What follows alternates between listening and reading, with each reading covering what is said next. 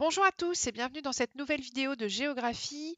Donc nous allons faire la deuxième partie du chapitre G1 qui s'appelle donc Territoire du quotidien et qui porte donc sur notre territoire du quotidien ici au CFA Simone Veil, c'est-à-dire la ville de Rouen. Je vous rappelle que vous pouvez trouver tous les cours, tous les diaporamas, toutes les vidéos, tous les documents pour l'examen sur le site internet que je vous mettrai dans la description, la chaîne YouTube, la page Instagram et la page Facebook. Alors, dans la première partie, nous avions vu la ville de Rouen. Nous avions vu une vidéo qui parlait des cinq grands domaines dans lesquels la ville de Rouen était reconnue. Nous avions fait euh, cet exercice où nous cherchions quels étaient les grands services, les grands monuments, les grands endroits importants de la ville. Nous les avons placés sur la carte de Rouen et nous avions vu que Rouen, eh bien, c'était une ville qui avait une rive droite qui était plus développée que la rive gauche. Et c'était là que s'arrêtait la fin de la vidéo de la première partie du premier cours. Voici donc le deuxième cours qui commence avec ce document. Alors, donc, nous allons lire ce document. Les riches côtoient les plus démunis à Rouen. À Rouen, il existe de forts clivages entre les populations démunies et les plus aisées. Des personnes très pauvres côtoient des personnes très riches. Cela correspond à d'autres villes de notre taille. Nous faisons tout pour permettre l'accès égal à la culture, à la mobilité et à tout autre service à l'ensemble de la population. Soutient Caroline Dutart, adjointe au maire chargée de la solidarité, de la politique de la ville et de l'insertion. La forte hétérogénéité des populations rouennaises s'explique, selon Caroline Dutart, par la diversité des activités économiques, qui requièrent des qualifications différentes et qui entraînent des revenus différents. L'élu insiste sur la volonté de la ville de réduire ces inégalités. On met toute notre énergie pour qu'il n'y ait plus de fractures entre les différentes classes. Donc c'est un article que vous pouvez trouver dans actu.fr qui a été publié en 2018 et je vous demande donc dans votre cours qui ressemble donc à ça de surligner dans le texte les domaines dans lesquels la ville tente de réduire les inégalités. Donc si on regarde bien ce texte, dans quel domaine la ville tente de réduire les inégalités entre les plus riches et les plus démunis? Eh bien, c'est au niveau de la culture. Ici, vous pouvez souligner la culture. Alors effectivement, à Rouen, vous avez beaucoup de choses qui sont faites pour réduire les inégalités au niveau de la culture. Par exemple, les musées de Rouen, ils sont gratuits. Vous pouvez aller au musée des Beaux-Arts, c'est gratuit. Vous pouvez aller au musée de la Ferronnerie, c'est gratuit, au musée de l'éducation, etc. Ça permet que tout le monde puisse aller au musée, pas seulement les plus riches. Ensuite, deuxième domaine, vous pouvez souligner la mobilité. La mobilité, alors par exemple, depuis le mois de septembre, eh bien, les transports à Rouen le samedi, ils sont gratuits. Voilà, ça c'est une des mesures qui peut rentrer dans cette lutte contre, lutte contre les inégalités liées à la mobilité. Aujourd'hui, tout le monde le samedi euh, peut venir dans Rouen ou peut aller dans l'agglomération puisque c'est les transports de la métropole qui sont gratuits. Voilà, donc ici deux exemples pour vous montrer ce que la ville peut faire pour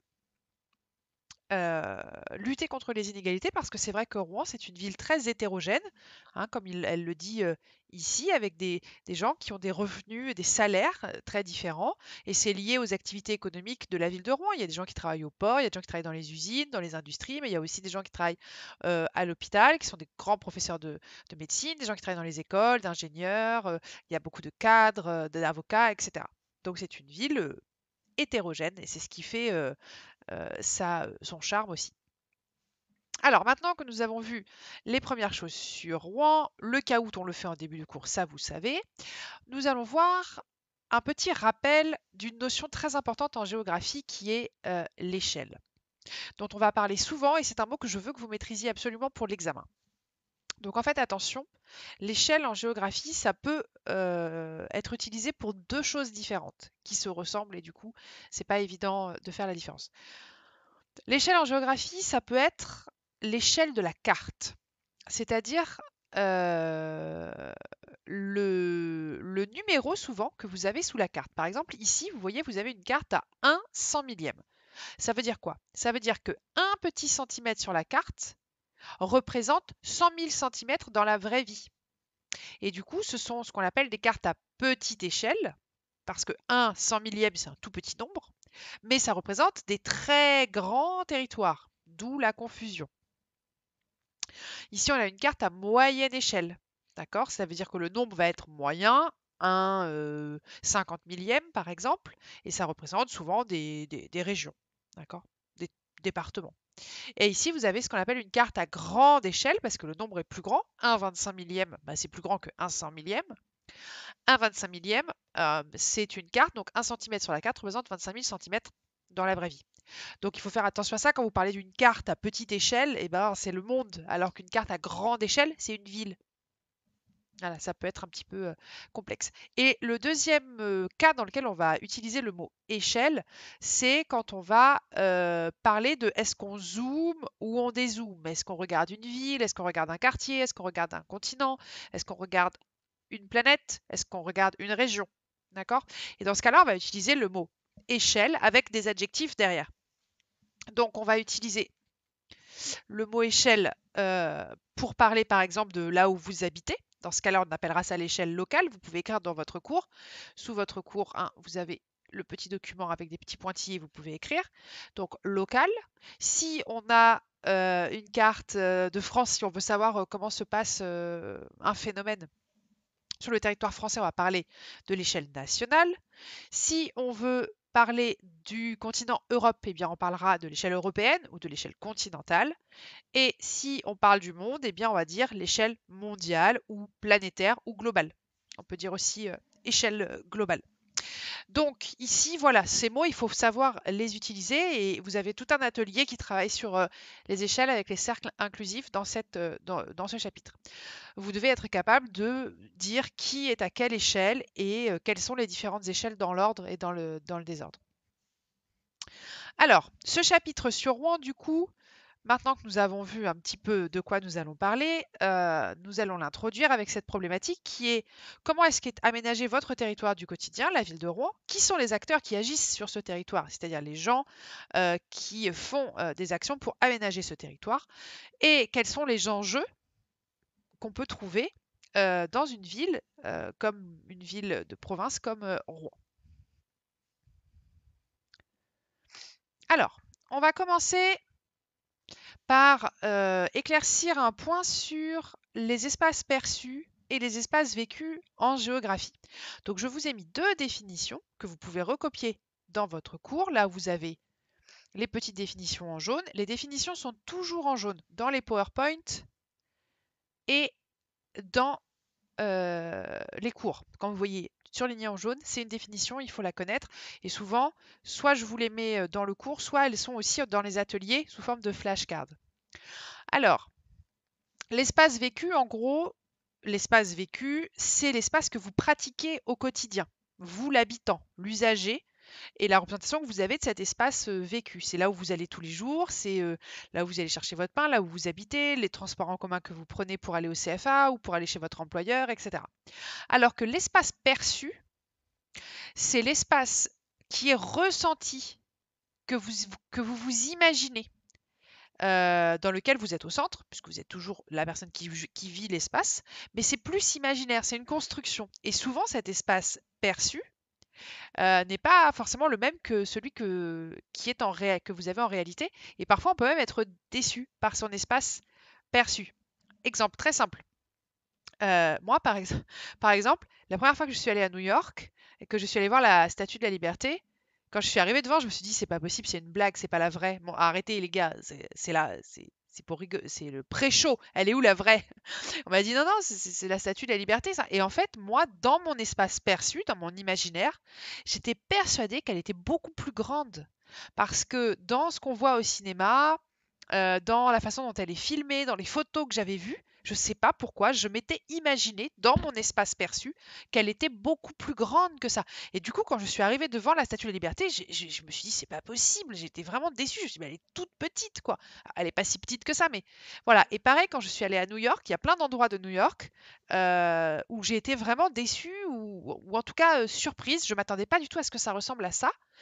Pourtant, je l'avais beaucoup vu au cinéma, beaucoup vu à la télévision, j'avais beaucoup vu de reportages sur New York, etc. Mais je ne m'imaginais pas du tout la ville comme ça. Donc mon espace perçu n'était pas du tout le même que l'espace tel qu'il était en vrai. Donc voilà, c'est ça la différence entre l'espace vécu et l'espace perçu. Alors du coup, une fois que vous avez noté ces définitions, n'hésitez pas à mettre pause quand vous avez besoin. L'exercice d'après, c'est de construire son propre territoire du quotidien. Donc, pour construire votre territoire du quotidien, vous devez réfléchir déjà à l'échelle que vous allez choisir justement. Moi, par exemple, j'habite sur Rouen, je fais tout en transport en commun, donc je vais avoir besoin simplement de Rouen. Je ne vais pas avoir besoin d'aller faire des grands trajets vers d'autres villes. Donc, je vais dessiner Rouen assez grand. Donc, je vais être sur une carte à grande échelle, hein. Par contre, si vous avez de très grandes distances, vous devez dessiner Rouen plus petit et votre village en plus petit. Donc, bah, vous dessinez, vous prenez un crayon, vous dessinez. Moi, par exemple, ici, je vais dessiner Rouen. Je vais essayer de vous faire un dessin qui ne soit pas trop ridicule. Donc, quand je le fais en cours, déjà, c'est pas fou. Mais là, avec le pavé tactile, à mon avis, vous allez rigoler. Bon, voilà. Donc, imaginons ça, c'est Rouen. Je représente la Seine. Voilà. Je vais représenter quelques lieux pour me repérer un petit peu. D'accord? Donc, je vais représenter là, voilà, des rues, hein, pour me représenter un petit peu. Ici, on va dire que c'est l'hôtel de ville. Donc là, c'est la rue qui descend, la rue de la République. Du coup, ici, on va avoir la rue Jeanne d'Arc qui monte là avec la gare ici. Là, du coup, la rue Jean Le Canuet, la rue du Gros Horloge. On va mettre la cathédrale. Tac. Ici, la cathédrale. Ici, l'hôtel de ville. OK? Voilà, ça me permet de voir un petit peu. Je vais peut-être faire la ligne de Théor aussi. Comme ça, on va voir. Tac. Le Théor, il va à Jeanne d'Arc. Il fait ça. Tac. Il fait ça. OK. Après, il fait ça. Après, il fait ça. Et comme ça. Donc, commencez par placer déjà votre domicile, votre maison. Si vous en avez plusieurs, vous mettez domicile 1, domicile 2, domicile 3. Voilà. Donc moi, je mets mon domicile. Voilà, c'est ici. Et n'hésitez pas après à vous faire une petite légende. Ici, vous écrivez votre domicile. Donc votre maison. Ensuite, votre territoire du quotidien, bah, c'est le CFA. Hein, c'est là où vous allez au CFA. Donc le CFA, si on prend la ligne de Théor, la ligne de Théor, elle fait ça, ensuite elle passe comme ça, elle monte, elle fait un truc comme ça, vite, vite. Le CFA, il est par ici. CFA. Voilà. Une fois que vous avez mis votre CFA, vous pouvez mettre votre employeur, là où vous allez au travail. Moi, j'ai un autre travail, du coup, CFA et mon employeur, eh bien, c'est mon travail. Je mets un T ici, je mettrai ici T, que ça veut dire travail. C'est aussi mon agence de soutien scolaire chez moi. Ensuite, bah, mes territoires du quotidien, c'est les activités que je fais dans une semaine au quotidien. Donc, ça va être le sport, par exemple. Alors, le sport, bah, moi, je fais de la danse. Alors, c'est à peu près par ici. Voilà. J'ai une ligne de bus qui fait ça, qui monte comme ça, qui fait un truc comme ça. Voilà, c'est à peu près par là. Je vais aussi à la piscine. Alors là, bien sûr, avec Covid, avec l'épidémie, tout est fermé, mais faites votre carte dans votre territoire du quotidien habituel, pas en temps extraordinaire de mesures de couvre-feu, etc. Voilà, la piscine. Ensuite, bah, au quotidien, qu'est-ce que je fais tous les jours? Bah, je fais des achats, je peux faire mes courses. Donc, bah, mes courses, je vais les faire soit là, moi je les fais là, sinon je peux les faire là, la rue du Goro, la rue Jeanne d'Arc, oui, ça fait beaucoup, beaucoup de shopping. La rue des Carmes, voilà, c'est les courses. Je peux aller à Saint-Sever aussi, voilà, ici. Le boulanger, enfin voilà, vous pouvez mettre là où vous faites vos courses. Ensuite, qu'est-ce qu'on peut rajouter? Si vous avez la maison d'un copain, la maison de votre petit ami, de votre petit amieux, votre grand-mère où vous allez tout le temps, enfin voilà, vous mettez dans vos territoires du quotidien les maisons, puis vous pouvez, voilà, on va mettre là tout de suite, du coup, qu'est-ce qui me reste comme couleur? On va mettre les amis. Voilà, alors moi j'ai des amis qui habitent là, j'ai des amis qui habitent là, j'ai des amis qui habitent là, voilà, c'est mes territoires du quotidien, c'est là où je vais tout le temps. C'est des endroits que je connais bien. Voilà, et puis je vais mettre la gare parce que c'est un territoire où je vais souvent quand je vais à Paris ou que je vais voir mes parents ou mon frère, etc. Voilà, ça c'est mon territoire du quotidien, moi, tel que je le vis tous les jours. Et ce qui est intéressant, c'est que vous allez voir que vous allez tous dessiner votre territoire du quotidien et que même si on vit dans la même ville, on n'a pas les mêmes territoires du quotidien. On ne va pas dans les mêmes lieux, dans les mêmes endroits, même si on vit dans la même région, dans le même département. Moi, j'ai pas de voiture, donc forcément mon territoire du quotidien, il est restreint. Il est plus petit. Il y a plein de territoires que je ne connais pas. Je ne connais pas bien Maromme, je ne connais pas bien Cantleux, je ne connais pas bien Darnétal, alors que vous, peut-être, oui, vous connaissez très bien, c'est votre territoire à vous. Donc voilà, vous dessinez votre territoire du quotidien comme ça et vous mettez, surtout ici, vous mettez bien votre légende. Voilà, la deuxième partie du cours, elle s'arrête ici. On s'arrête au territoire du quotidien et puis après, on passe aux ateliers. Je vous donne donc rendez-vous pour la troisième et dernière partie du cours. Je vous dis ciao!